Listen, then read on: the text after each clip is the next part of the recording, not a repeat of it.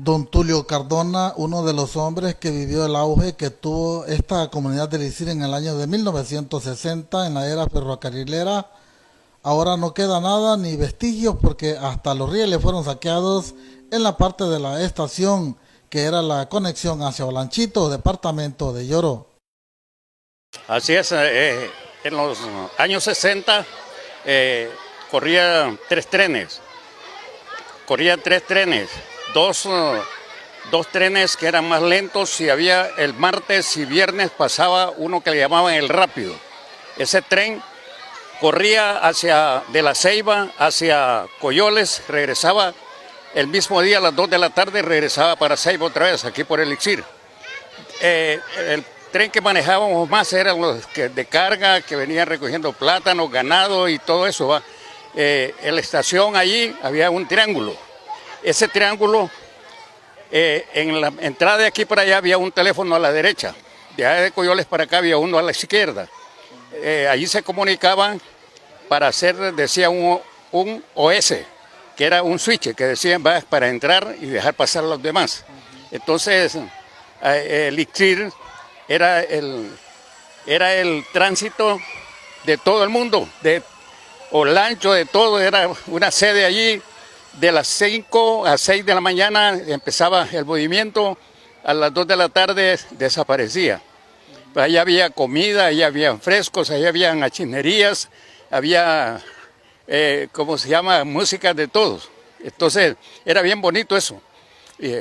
Ahora el tiempo ha pasado y solo hay vestigios, ¿no? Sí, claro, solo quedaron los recuerdos, solamente los recuerdos que por aquí pasó el tren. A la vez se encuentran durmientes donde fue los desechos del tren, ¿verdad? Y lastimosamente nosotros, unos queremos cuidar, otros no. Entonces se empezaron a arrancar los rieles y empezaron a llevárselos y la misma gente destruyó el ferrocarril. Recuerda que en su juventud desde La Ceiba se trasladaba una locomotora hacia el sector de Isletas y descansaba en la empacadora del campo El Olvido.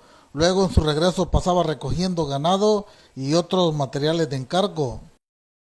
Por ejemplo, en la entrada de Balí había un switch que llegaba hasta cierta parte.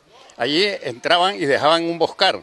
Bien lo patrocinaba la Balbina, que le llamábamos, que esa corría de Elixir, todos los campos, Copete, Balí, todo eso, hasta Guanacaste, hasta llegar había una bodega ya que le decían la bodega de Don Plácido, no me recuerdo el apellido de él, y entonces allí llegaba y regresaba para estar en Plania. Al final de los tiempos, que ya iba a desaparecer, quedó la sede en Isleta, allí. Entonces toda esa gente se venía a la Balbina, agarraba el otro tren para llegar a Ceiba, y el tránsito de viajar a Ceiba era de 2-3 días, porque el día que llegaba de noche, iba a dormir. Luego estaba en Ceiba, hacía sus compras y otros días tenía que venirse. Recordemos que no había carretera. No había nada.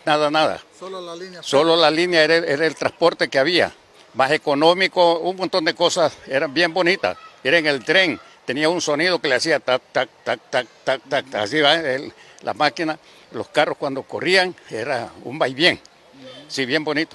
Lo que les mencioné que viniendo de Coyoles había un teléfono allí y viniendo de Ceiba había otro teléfono a la derecha. Entonces ahí paraba la máquina, se comunicaba y entonces cuando había que venía otro transporte le llamaban OS. Entonces cuando le decía vamos a hacer OS en Clicto o en Elixir, entonces esta máquina corría a Juncal, ahí había otro OS, un switch. Sí. ¿Verdad que se llama? ¿Y usted tuvo amigos ferrocarrileros? Oh, cómo no, bastante. Incluso en ese tiempo estaba joven, como de 16 a 17 años, lo transité con ellos y más bien los apiamos allí para jugar cuestiones de azares. En ese tiempo pues su servidor no conocía las cosas de Dios, ¿verdad? Sí. Entonces tuvimos bastantes amigos. Bastante. Sí, realmente que es lastimoso estar recordando cuando era bonito, bien bonito, andar en el tren, montarse en el tren. Nosotros teníamos ese patrimonio de montarnos en la estación y los apear aquí por la escuela. ¿va? Cipote. Como cipote, nosotros calábamos el tren. Había en el puente, había una poza.